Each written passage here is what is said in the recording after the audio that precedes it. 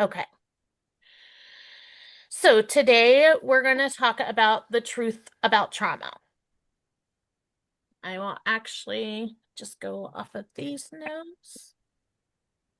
So I will bring this up. You guys can still see my screen? Yes.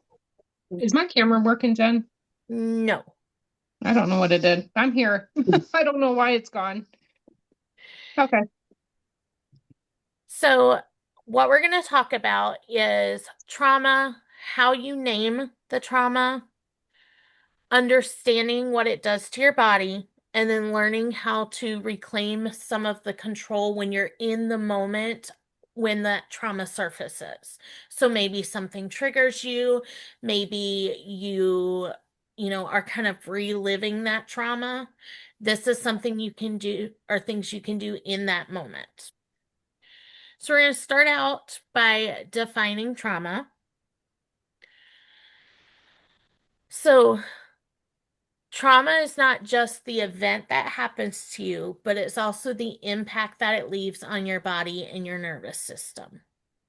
So when we talk about naming trauma, what always comes to my mind is back when I taught parenting classes, I taught a program called Guiding Good Choices, and we always talked about naming the the crime, the thing that your child did. Okay. And this is in reference to when you're punishing your child, instead of saying, well, you took something that wasn't yours. No, you didn't. You fucking stole.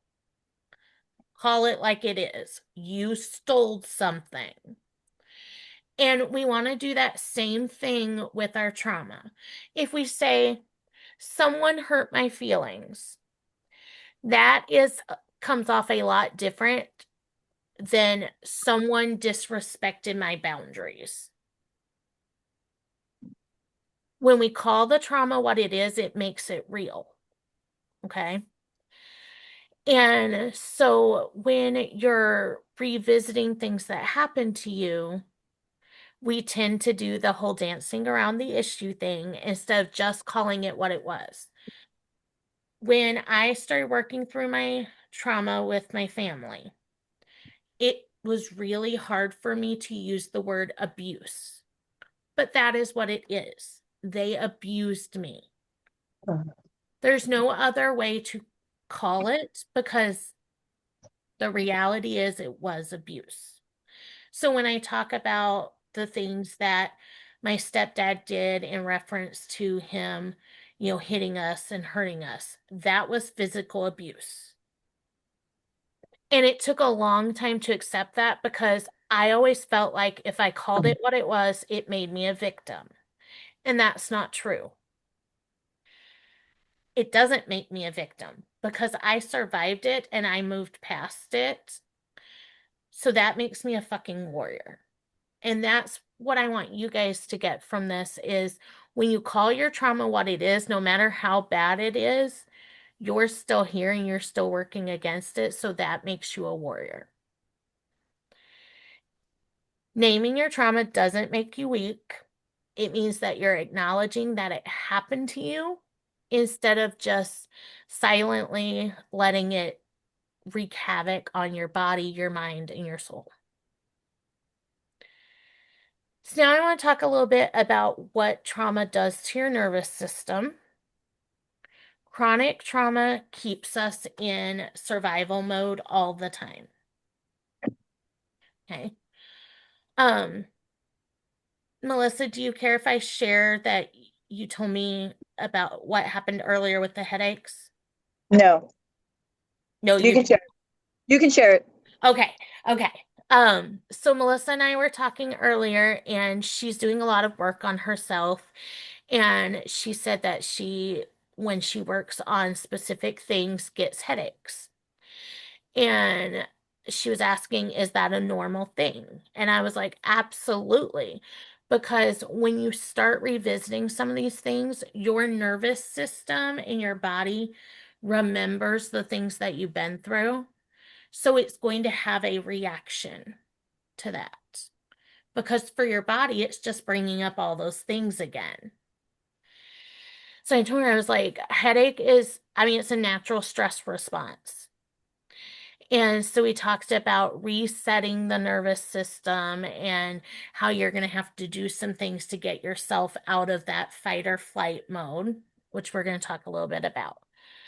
But some of the effects that you may experience when you get stuck back in that survival mode are dysregulated heart rate or breathing. So your heart rate may beat really fast. You may breathe a little faster. Hypervigilance, that is the always scanning for danger, always, you know, scanning the room to see what's happening. You're always on that go mode of like you've got to be aware of what's happening all the time. Another reaction people have is emotional numbness or overreactivity. So, certain people that trigger me, I tend to have an overreaction to them. And I'm well aware of it now. I wasn't always aware of it. And it caused a lot of heartache because I said some really horrible things to these people, not realizing that I was triggered by something that had happened in my past. Um, and then physical symptoms like headache, fatigue, muscle tension, um, gut issues such as, diarrhea and those other Nausea. It's nausea unpleasant another one? nausea, diarrhea, um, that I would say the gut feeling of like just something is wrong. But our nervous system's job is to keep us alive. And when we fall into chronic trauma and chronic stress, it convinces us that we're never in a safe space and that it's not safe for us to react, or excuse me, safe for us to relax. Your body never actually shuts off and like just lets you relax. And we hold trauma in all parts of our body. I should have thrown this in here. I may look for it and add it into the resources. There is a chart called the emotional pain chart, and it will actually show you where you store different trauma within your body or different stress within your body. So, a couple of you Is guys, it going to be printable? um, I think I can make a printable copy of it. Okay, I'll cool. have to double check. I know I have a photo on my phone of it, but I'll double check and see if I can make it printable for you guys. Okay, cool. If not, maybe I'll create you like a list so that you Okay, cool. have it. Um, so a good example of our body hanging on to trauma or stress is I always say I have guilty ankles. And that is because I hold guilt in my ankles, and apparently I just have a lot of it. What were you saying, Angie? Hudson's banging on the door. I'm good. Oh, gotcha. We So release my hate from my gut, remember? you do, yes, you hold hate in your gut. Anytime she toots, she's like, my hate's coming out. Um, so I always have ankle pain, and we discovered through this pain scale that I hold guilt in my ankles.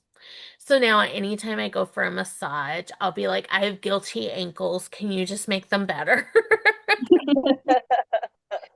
We discovered this because I had had a really rough night.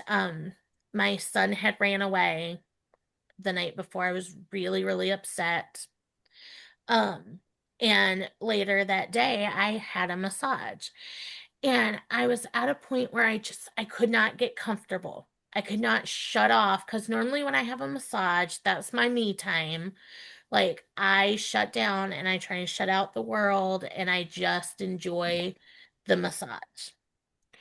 Well, that day I was really, really struggling to get comfortable. I couldn't get comfortable on table. After she massaged me for an hour, I still was in a ton of pain. And so she'll always ask, like, is there any other areas you want me to focus on before we finish? And I told her, I said, can you just work on my ankles? They really hurt. And so as she was working on my ankles, everything released and I started bawling my eyes out. It's because I was holding on to the guilt of what had happened the night before. I had had an argument with my son. I had said some hurtful things and he had run off when I wasn't home and it was terrifying. So as she like massaged, like I felt it coming up and I just burst. And I'm going, I'm really, really sorry. I'm really sorry. And she was like, what is going on? So we actually looked it up afterwards because we were talking about the guilt.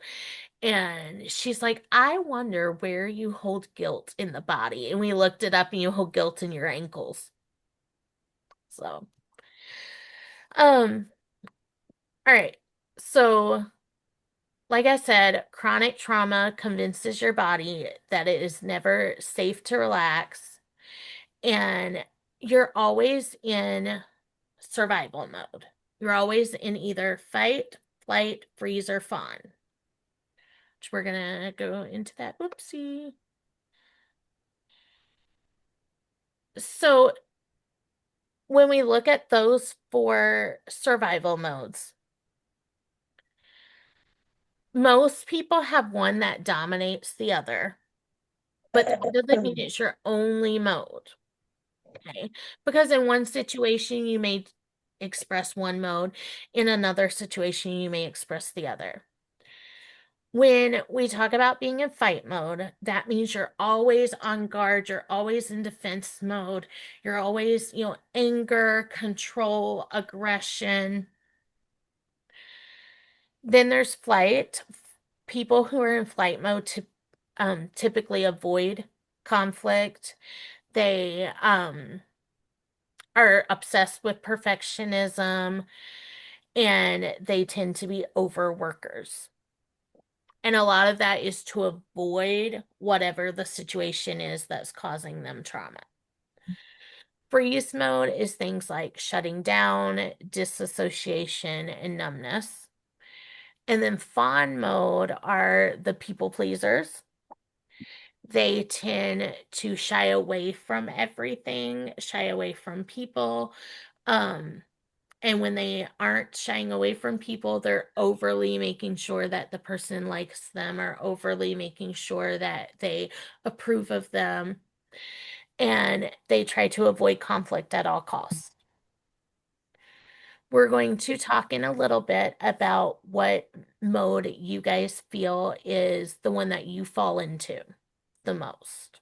Okay. And like I said, there's one that's probably going to dominate the others, but it doesn't mean you don't fall into the others during certain situations. The I important was just gonna say, what if you feel like you live in all of them? that happens.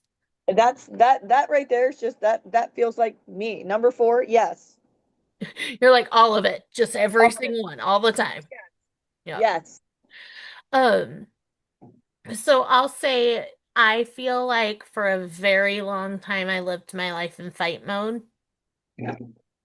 Now I feel like I fall a little bit more into the flight mode. I try to avoid the things that are going to hurt me by doing things like being obsessed with work, being obsessed with things being perfect all the time. Because if it's perfect, then no one can say anything and I won't Right. get, you know what I I can mean? I can relate to that. Yep.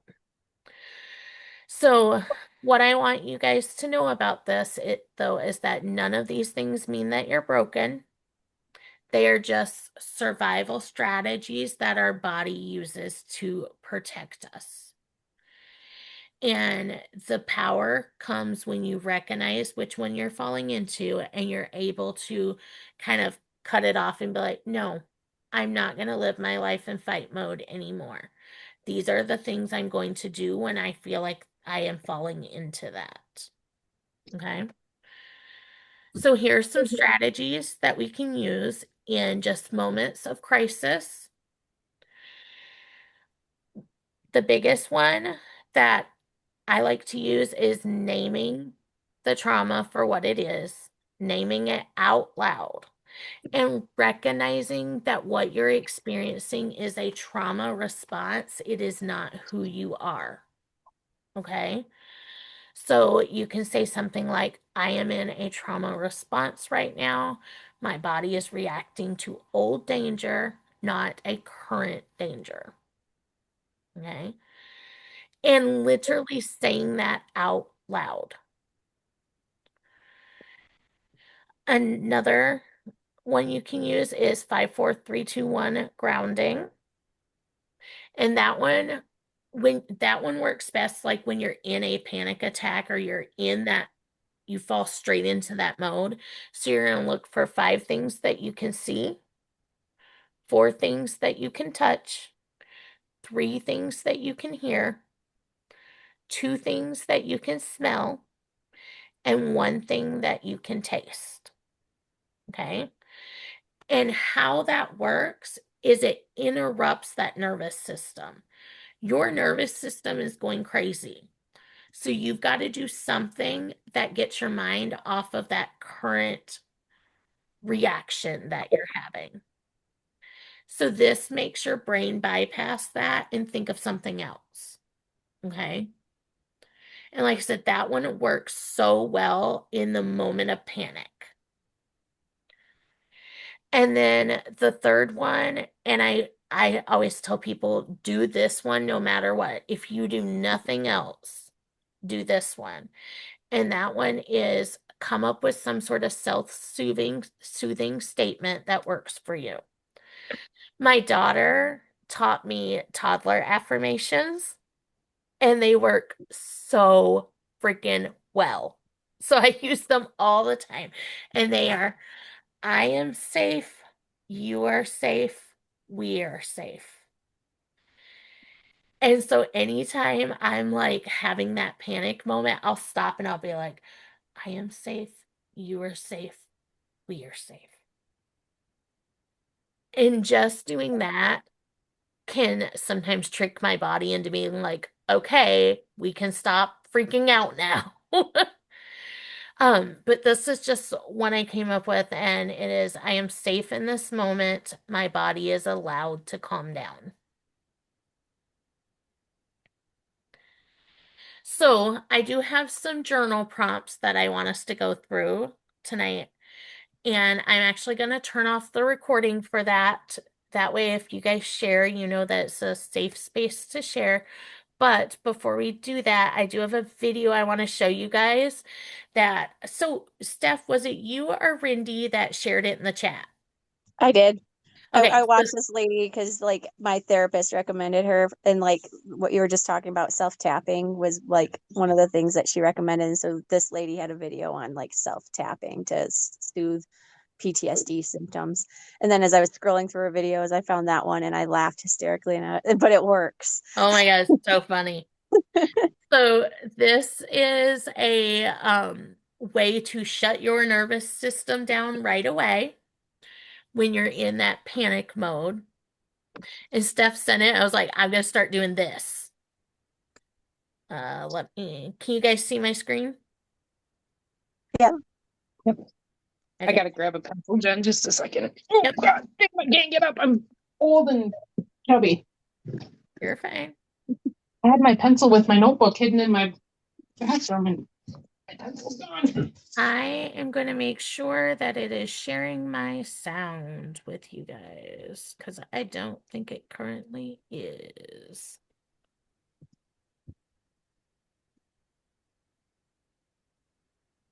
And it was fun doing T-Rex arms today at the store. Yeah. Okay, I might have to turn off screen share for just a sec and restart it so it shares our sound.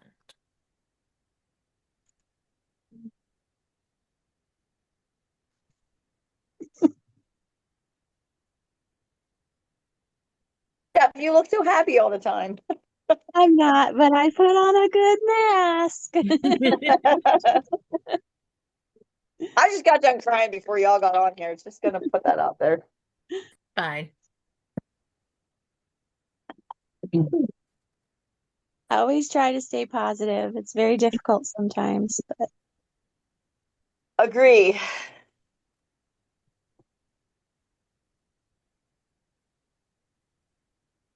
Why can't I hear this? Oh, I'm an idiot. That's why. Got it. It's fine. I'm used to being an idiot. What happened? Oh, crap. Is the it's the If you have a taxi goal to get 10 new problem. customers this week, here's what you should do. Go to Hi. Please hold. Stand by for technical difficulties. Please hold. Please stand by. I have this It's one 4 o'clock. Do you know where your children are? Ooh, I have one in the shower and one is playing video games currently. No, I no, think. no. No, that's what they used to say to us in the Oh, I 80s. They know. used to broadcast it. 10 o'clock. Do you know where your children are? And our parents were Yeah. like, huh, where are the kids? All right. I am going to stop the recording because it won't let me bring up the other video while I'm recording, apparently. It won't let me access it now because I shut it down. It's rude. So That stinks. that's okay. Technology We're is gonna- amazing when it works. Yeah, I know, right? We're gonna stop the recording, but then you guys can still see the video.